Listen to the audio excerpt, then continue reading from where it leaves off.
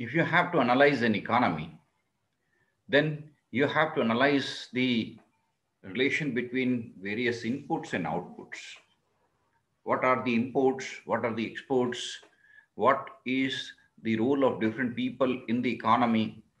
How are people getting jobs? These are some of the things which you should always try to study. If you look at India, people from the West India look at a big market because India's population is 135 crore plus. So this they see as a market. They want to see that the people of India with such a huge size, huge purchasing power, if they are buying something, they should buy only the product made by their country. It's a natural process. We in India have to look at from the West perspective to analyze what they look at us. They look at us as a big market. They look at us as a growing economy. They look at Indian potential as very high potential because in the years to come, people in India are going to consume everything made in other countries. People in India have been, somehow trained to buy goods made out of India. Long back, about 50 years or 100 years back, we used to have a Swadeshi movement in our country. People in India had a very high commitment to buy goods made in India. But in the recent past, the entire educational system, the entire media, the film industry, the entertainment industry, and all these things have together trained the Indian mindset to buy something made out of India. And for the West, this has now become a golden opportunity because if they want to sell any product, this is the golden time in India. If they want to sell anything, anything which is made in other country will definitely sell in Indian market. But then let's look at the how the economic system of India is going to react, how it is going to work. To understand an economic system, you go to any village. What is the source of income for the people? You can observe it or you can ask people what they are doing, how they are earning it. Now, you go to an urban area, you will find people saying that they are working in some large multinational company, that is their source of earning. Somebody is working there as an employee, somebody is working there as an agent, somebody is working there on some other relation basis. But that is a very small class. Then if you go to a village or if you go to a suburban area or if you go to a small city, and when you ask people what is the source of your income, how do you earn, what is the source of income, then somebody would say that, okay, if the person is living in village, he would say that, okay, I buy things in big cities, sell it in small cities. The difference in the price is my margin, and that's how I am managing my home. Now, the possibility to add value is reducing at the level of individual. You ask him what is the value addition that you are doing, he will say my margins are only 5%, my margins are only 10%. And these margins are reducing, and in the years to come, these margins will reduce further. What kind of jobs will be available in the future? The jobs would be something like pick and drop person, so long as we don't get fully automated vehicles. Once fully automated vehicles are there, these kinds of jobs will also not be there. Then what kind of jobs will be there in the future? If you think that this is the job which is likely to remain in the future, write it down. Because over the last few decades, we have completely crushed our own cottage industries, our skilled manpowers, our capabilities. Because earlier we had thousands of skills, thousands of opportunities for job. Money was rotating within the system, within the economic system very well. You wanted to buy something, you used to buy it from your next door neighbor.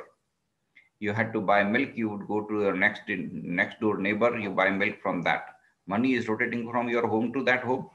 He would buy something from his next neighbor. Money is now rotating within that system. That next neighbor would buy again something from next neighbor. That was something which was prevailing in India. Today, we have introduced a notion in the mind of everybody that you have to buy the best and only the best product. And in that process, everybody is willing to buy only the branded products. And now the money is rotating out of the system. Once you get money, you spend that money. Where will that money go? That money will go out of the Indian economic system immediately, because you are buying goods made by a company based in China or based in Hong Kong or some other country. So the money is now rotating out of India. The money is going out. And what is the impact? The impact is that today, large number of Indian people are finding themselves out of job.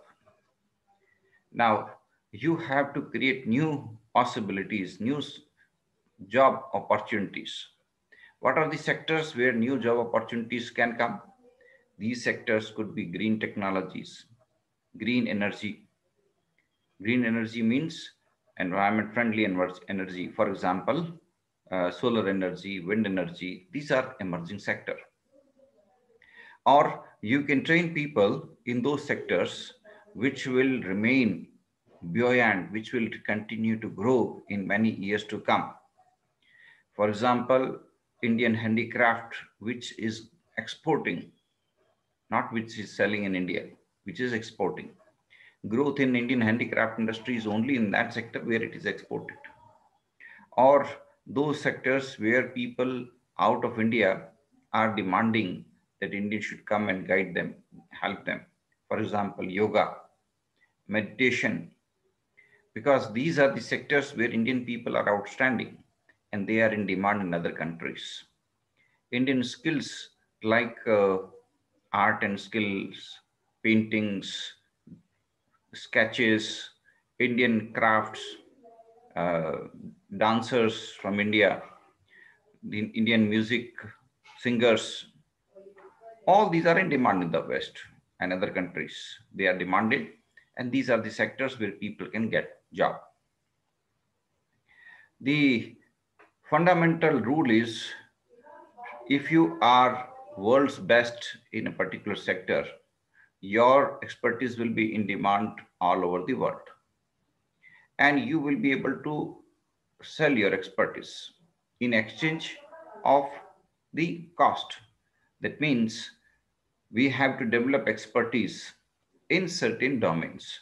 This expertise could be geographic based expertise. This expertise could be some location based expertise. This expertise could be skill based expertise. Now, people who are growing hapus mango, or people who are growing oranges in Nagpur, those farmers don't have to worry, because their products today are in demand all over the world. They will develop their product, sell all over the world. But those farmers who are not able to develop a product which can be worldwide considered the best product, they will have difficulty. Therefore, the solution lies that if somebody is doing something, manufacturing something, selling something, he has to make it the best of that category in that industry, in the whole world, and ensure proper logistics and distribution network, online marketing, online distribution, so that that product can be sold in the world. And thereby you are able to regenerate your business. You are able to reinvest money back into your business, and your business is growing. The international market gives enough margins, so that is not a problem. Margins are huge. But the problem lies in creating the sustainability. If you are able to identify a market which will remain sustainable, where competition will not come in near future, where others will not be able to imitate your product, where others will not be able to, introduce better technology than yours, then probably you will continue in that market for a few years. Economy, whatever, wherever, whichever economy you're talking about, is actually flow of goods and services, flow of information, flow of expertise. And every economy has to become open economy, vibrant economy, dynamic economy, which is able to learn from international experiences, and which is able to meet with the growing demand across the globe. People's habits are changing. People's customs are changing. Social practices are changing. Consumption pattern is changing. While earlier people used to consume some product, today they are consuming some other product. All these are creating opportunities for entrepreneurs. And these are also the opportunities for economy. You have to understand these changes, and accordingly you have to prepare and develop and introduce new products. Look at car industry, for example, automobile industry, for example. People across the globe are now shifting towards electric cars, electric vehicles. These are creating tremendous opportunities. Why shouldn't India work hard on these sectors? What should be done? Large number of research centers, practice centers, training centers, hands-on experience centers should be established where people can come, learn, and gain expertise. If people will find that yes, they can gain expertise in electric vehicle segment, they will themselves start investing in this sector. They will be starting, somebody will start a recharge center for electric vehicles, somebody will start repairing center for electric vehicles, somebody will start some other center. In this way, this industry will grow and people in India will be able to get jobs. Those people who will be able to gain expertise in research, development, manufacturing of electric vehicles, or the components required in electric vehicles, or for spare parts that are required in electric vehicles, they will be able to get jobs. They'll be able to get employment. They will be able to sell their products all over the world also. The challenge for every economy is to forecast the future challenges, future directions, future trends, and accordingly prepare itself. Society will change. Society will definitely change. The consumption pattern of the society will change. They will demand new products. They will not consume the products that they are demanding today. But the important thing is you should really focus on identifying the trends in society and prepare for that. If you will not prepare, you will miss out. You will miss out, and ultimately what will happen? Your economic system will collapse because you fail to understand the trends in the society. Today, you find that when people are going out of the market, 90% products that they buy are made out of India. What is the reason? The reason is Indian manufacturers did not predict the changing society and did not prepare those products which are required in India, keeping in mind the trends of the society. So those people who are very fast, dynamic, entrepreneurial, they are able to survive. Their products are selling because they prepare those products which the society is needing, the society is demanding. Take, for example, vaccines, for example. Today, everybody is demanding vaccines made for COVID. Those companies, those entrepreneurs who are fast, they developed this product and they are selling it, and their product is sold all over the world. Those who were slow, those who were lethargic, those who could not develop vaccines, they are just sitting, watching, and by the time they will start launching this product, the market of this product will vanish. So those people who are able to understand the society, the changing dynamics of society, and prepare for that changes, and accordingly prepare the industries, prepare the services sector, prepare agriculture sector, will be able to contribute substantially to economic development. Today, people all over the world are shifting towards organic food products. People all over the world are now shifting towards some fruits, some vegetables, which are considered very good for health, as well as which are, considered to be of low calorie value, and which are considered good for health, contain high calorie value, but are not contributing to your fatness. Those products are in demand. They will remain in demand if the agriculture universities, if the government of India encourages farmers to start growing such products. these kinds of products. Then, like encouraging farmers to start organic products, encouraging the farmers to start growing those products which will be in demand in years to come. Then there will be possibility that in the future the economy will continue to grow, the farmers will also grow. But if farmers continue to produce what they are producing today, the government doesn't guide them, the scientists do not guide them, the agricultural universities do not guide them, what will happen? Their income will not rise. Their earning potential will not rise. They will not be able to grow, right? So that's why market forces should be allowed to operate.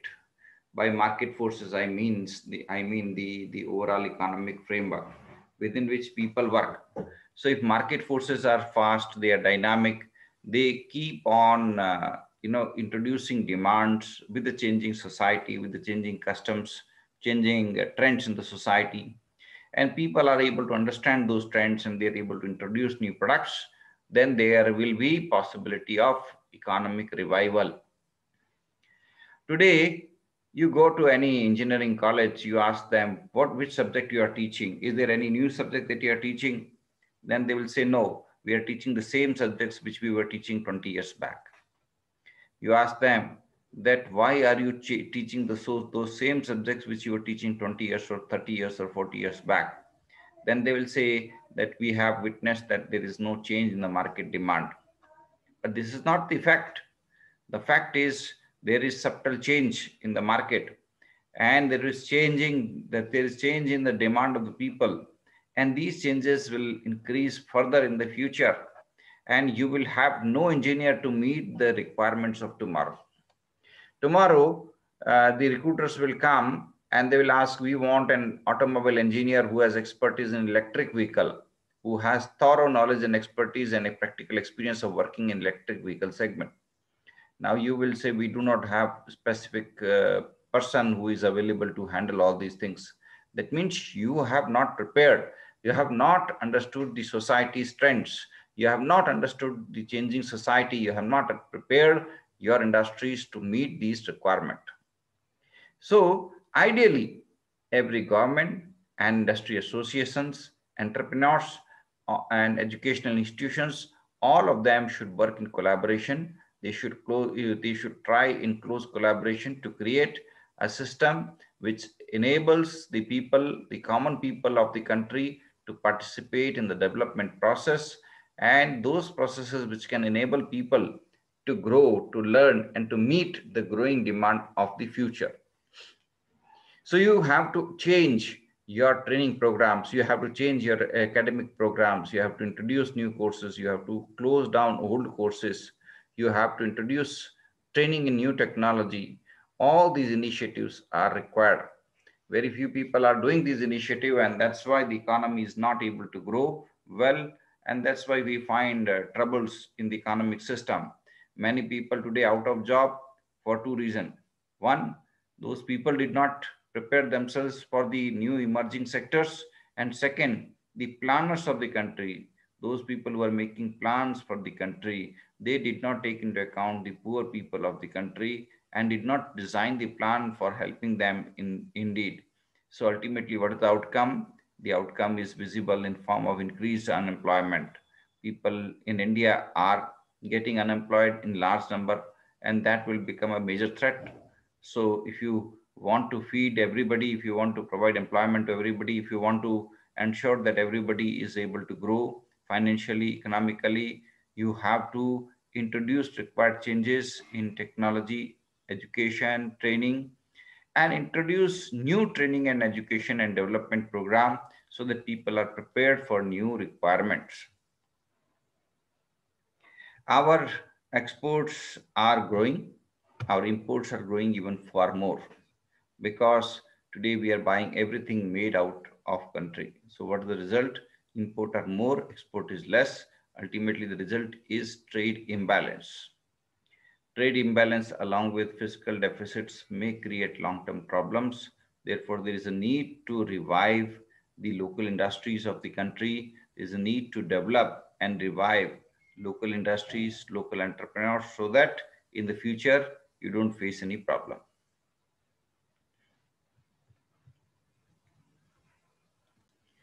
During the current times of COVID-19, we have found people are hoarding medicines, oxygen cylinders, medical equipment, vaccines. They are doing a type of looting. Crimes are increasing. People are engaged in unethical activities. People are engaged in unethical businesses. Some people are doing wrong trades because of necessity, but majority of the people are doing it because they do not have strong ethical training. They do not have respect for the country. They do not have respect for their nation. They do not have respect for the ethics and values. So where is the mistake? The mistake lies in our education system. Mistakes lies in our training and programs. We are not able to build strong values and ethics among people. There is no willingness in the minds of the people to serve the society. This is a time where people should help each other. This is a time where people should come out, help each other as much as possible. But people are trying to exploit each other. People are trying to take advantage of each other. This is a big troublesome period. Economy has come to a halt because of lockdowns. Large number of people are getting out of job. They don't have job and they don't have any hope. And these kinds of situations are creating panic, troubles in the minds of the people.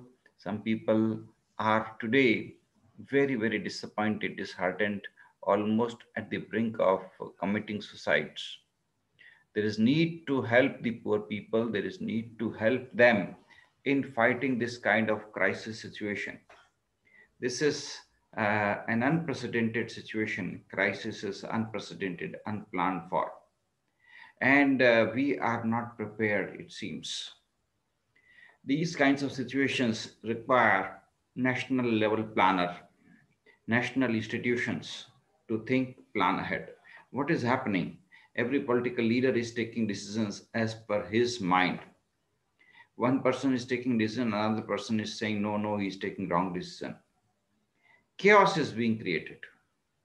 We don't have to create chaotic situations. We have to give decision-making power to some competent people. We have to establish an institution to look after management of crisis, look after handling of this critical situation. At present, we do not have institutions to handle this kind of critical situation, but we require a national level institution with very competent people so that this kind of situation can be handled well. Decisions should not be by ordinary people. Decisions should be by experts. Experts should analyze, prepare a vision document, share it with everybody so that everybody knows what are the likely to be impacts in the future, how long will corona crisis will continue, when they will be able to restart their shops, businesses, when they will be able to contribute back to the economy substantially.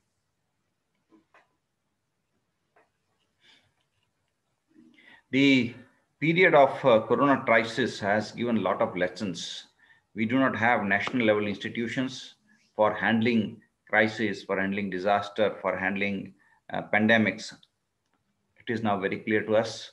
We do not have proper coordination between center and state, between different states. We do not have proper implementation of laws at district level. And what we find is one person trying to implement something, another person tries to stop that. So these kinds of situations are because we do not have a national level steering committee on this. Corona crisis should be handled by a group of experts. There should be a national level steering committee. We should coordinate with different states, and there should be monitoring and strong actions against those people who are violating the law. So these kinds of measures should be there. Economy needs revival.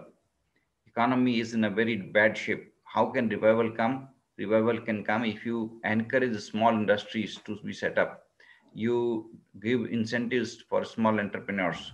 You give support for small entrepreneurs so that they are able to overcome their own financial limitations and they are motivated to start small enterprises.